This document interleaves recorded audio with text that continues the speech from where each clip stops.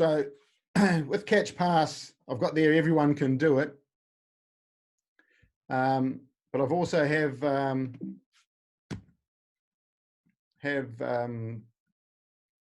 yeah, right. Now, the reason I say that is because I do catch pass all over the world, and I've done it for many years. But at the moment, I'm getting a lot of call from coaches to do attack shapes and strategies and all that sort of stuff. So probably the biggest question I get asked these days are, you know, can I run a 2-4-2? Can I run a 1-3-3-1? Can I run a et cetera, et cetera? And those are all fair enough questions. But if you can't catch and pass, to be fair, none of them will work, or they won't work to a level that you probably see in your mind. I've just got more participants coming in, folks, so if you see me looking a little bit distracted, you know what's going on.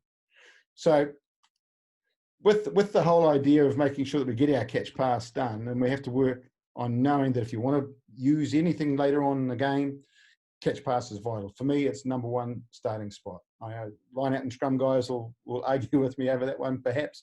But if you can't catch and pass, you can't play the game. So no matter what sort of game you want to play and no matter what level you're playing. So for me, I'm going to use different terminology as we go through here. People who've worked with me, I've heard most of it before, but I'm always changing it all the time. So I'm talking here about the stages of the catch pass. So that's the catch, the pass, the transfer, the pre-catch, terms like that. The phases, now for me, the phases are standing, moving, random, etc., etc., and open and closed, which I'll explain. And methods that I talk about are things like the equipment that I might use, or the way that I might have for getting the point across, which is kind of, everybody's got their own ways, and if you have your own way of doing things, you'll come up with your own little list of those methods. So what I'll step through now is I'll start at the stages, and we'll work through there. And I've got a few little pointers and tips that will cover the phases and the methods as we do it. Now, as you can see by this diagram, everything kind of belongs with each other, and they all overlap, because when you're trying to teach any sort of a skill, you want to make sure that you're flexible and you've got somewhere to go and you're moving the whole time. So there's never just one way, and you'll all have your own different ways of doing it. So for me, for example, those are my stages right there: pre-catch, catch, transfer, and finish. Pretty stock standard, and I think everybody have a pretty decent idea what we're talking about there. Pre-catch might be a little bit different for some people, so I'll cover that one off first. Talking about drills, and we talked about how your catch pass might relate with your attack patterns or your shapes that you might be looking at. Position early, number one on the list there, is probably the most important one you can do. Because if you don't position early in any skill, like you're not prepared, there's always a chance that you'll execute it poorly. For example, in catch pass, if you position late, you might end up running sideways, and we want you to be running square, or you might end up being too deep or too shallow or too flat because you haven't positioned early. You just jumped up and kind of got into a spot. So positioning early is a pretty important one. And then I'll talk about linking with the passer, and that can be simple communication. That can be just letting somebody know, hey, I'm here. And making sure that they're aware of where you are and things like that. So those are our calls, like wide, deep, short, flat, etc. Hands are ready. This young fella demonstrates it quite well in this diagram, so I kept him up there for that. So you're having your hands up, ready for the ball. So a lot of coaches will talk about get your hands above your elbows, and I think that's not a bad way to be. Which I said targets up here, which is almost the same thing, but it's just making sure you have a clear target. Now, targets for me in the past have been a bit of, if you ask a player to show you what the targets are, a lot of the time they're quite inaccurate. So a target, and I'll explain that when I move into the catch phase and the transfer phase, the importance of a good target. For me in this diagram here, if I was passing to this young fella, this hand here on the outside would be the target I'd be aiming for, because I want him to be moving onto the ball, and I want the ball to be out in front. Okay, so, and hopefully he'd meet it. Then I talk about body shape and feet under, and I'll be talking about this in greater depth as we move forward, because body shape is pretty important in almost all skills. Any questions, just jump in, please. Okay, now just moving on to the catch. Fingers to the ball is pretty standard. It's a bit of a cushion, is probably one reason for it. It also gives you that pliability. Your fingers have that greater feel. Elbows nice and relaxed. I know some don't mention too much about the soft elbows, but I actually prefer the elbows nice and relaxed because we just want that ball to go straight across our body. If our elbows are quite extended and we're using instructions like move the ball across your body, it is very difficult to do without tipping the shoulders and things like that. Meet the ball early outside the plane of your body. And I'll show you a little clip about that. Again, body shape, feet under, which I'll talk about as well. Outside foot up. Anybody out there got any opinions about that one?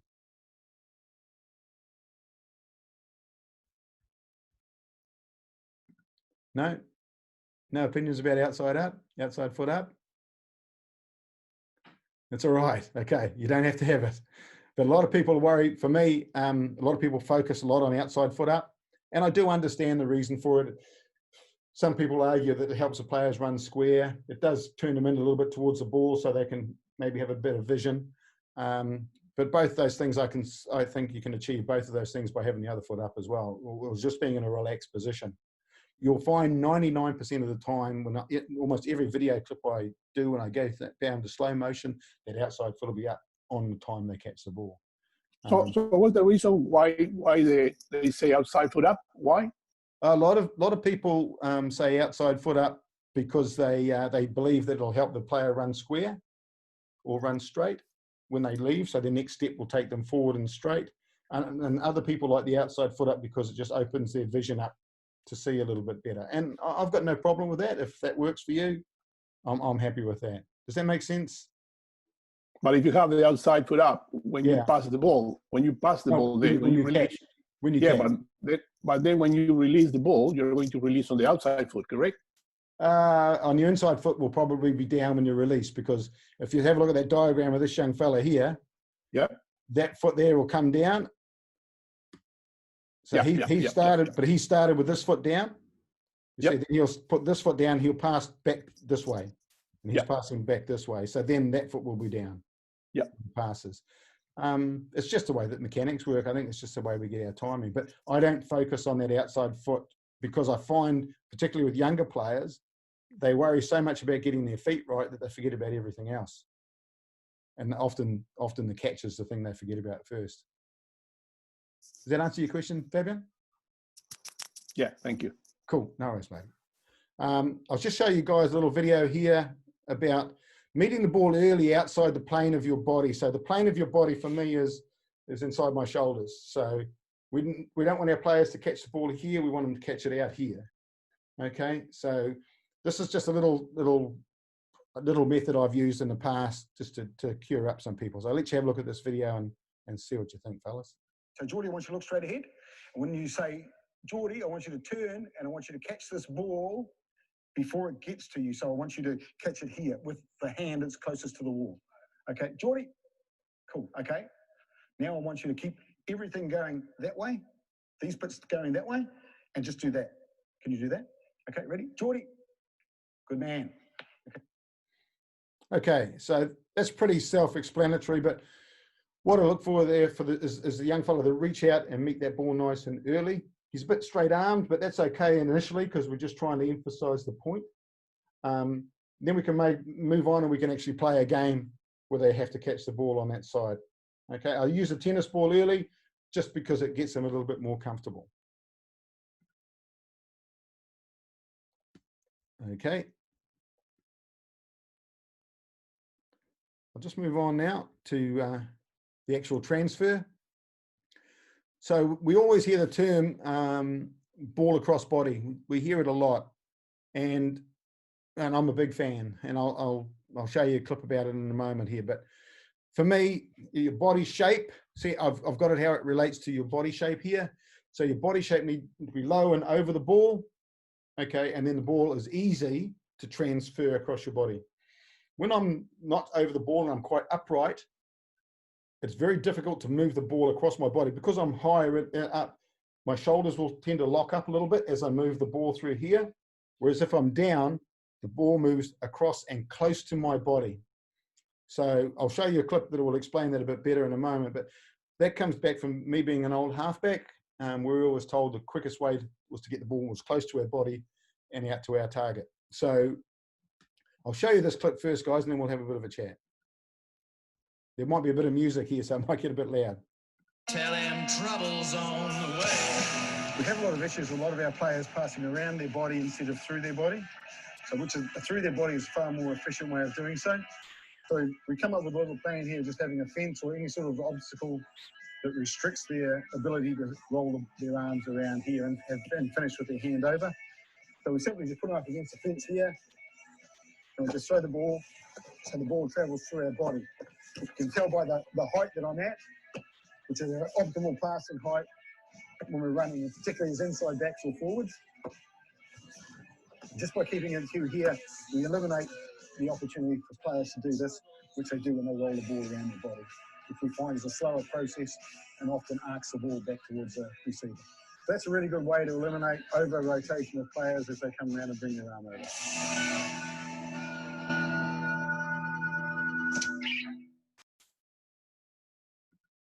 Okay, so as you can see there, I talk a lot about on your transfer that then moves into your release as well.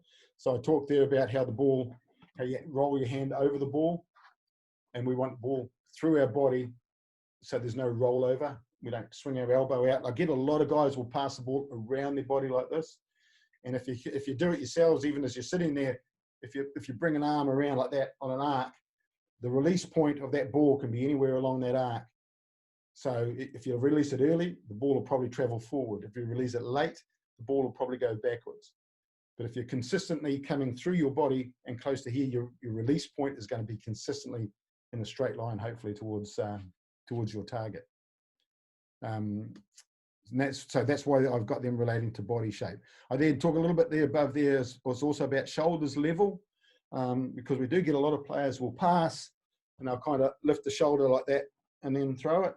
And a lot of times that ball is going to go down, and that is usually a result of the body shape. So they've been quite upright to start with.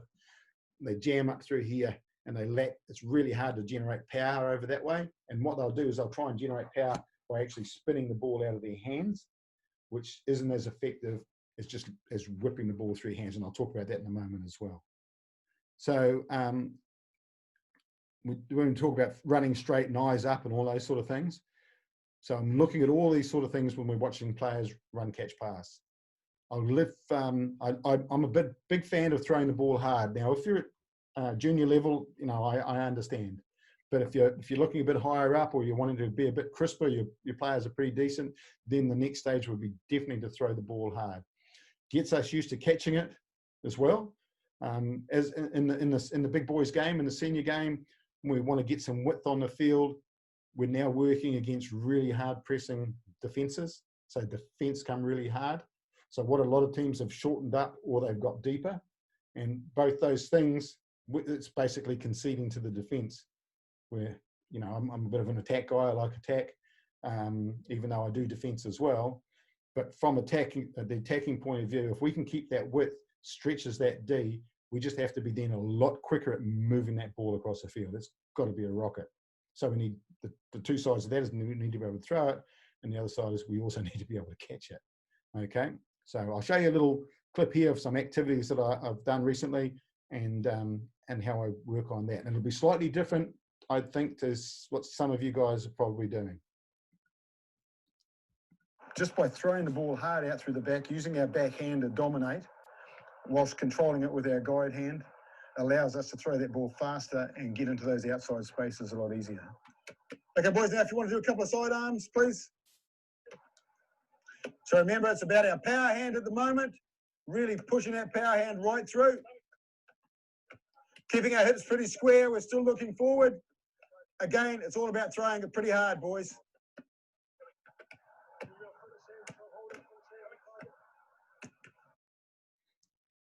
Cool. So you can see there with the boys here, some of them control their hips better than others. But it's all about just throwing the ball hard. I know there's a backswing for people who will criticize over that. I know there's a backswing, but it's got nothing to do with that. It's all about getting used to the feeling of the ball coming off our fingers again. Because what we found in recent times, a lot of players try to impart spin like that by spinning the ball through here, as opposed to just letting it fly off your hands. So should be no spin imparted on the ball here. It should just naturally spin.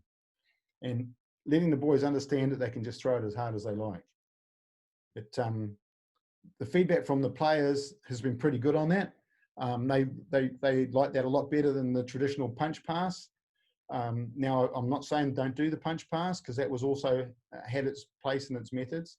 But with that punch pass, I just found players were losing that feel for what it feels like to just let a ball go. Okay, so that's the reason for that. And I'm quite happy to discuss that if anybody has a feel for that.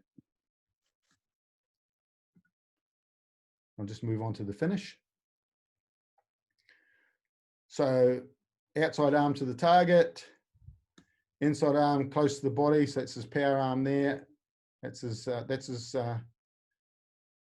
his target here. That's his guide hand, that one down the bottom.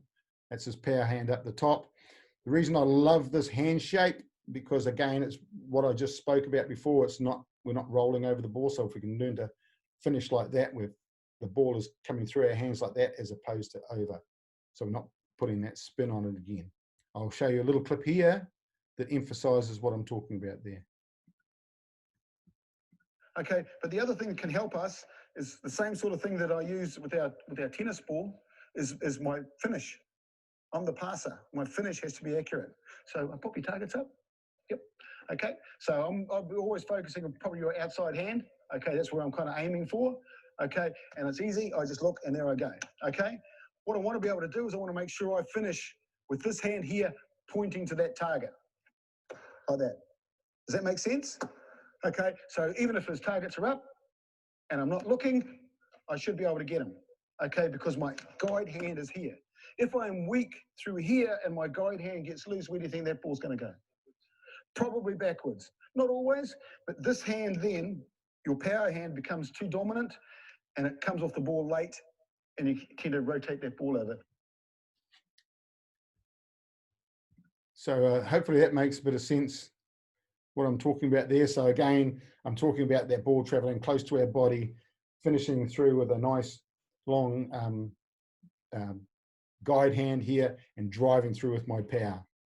Okay, keeping our body shape and our feet under. So body shape again, we're still over the ball a little bit, particularly inside backs and forward ball carriers.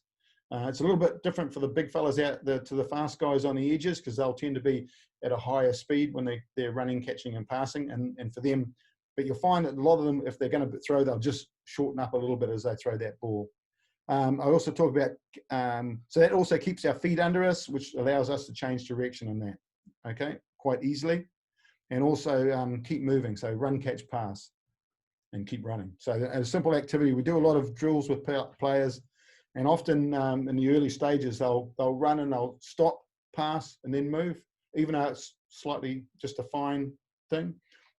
So we might change our terminology there to pass and sprint in a couple of things. People who know me know I love passing waves, because a passing wave gives me a great way to evaluate what's the skill level of these guys and what are we working with here. And, you know, are the guys or girls, can they throw a fast ball and then keep moving? Are they square and all that? So you get a lot of information from passing waves, and you can really amp them up and make them as difficult as you like with a bit of creativity.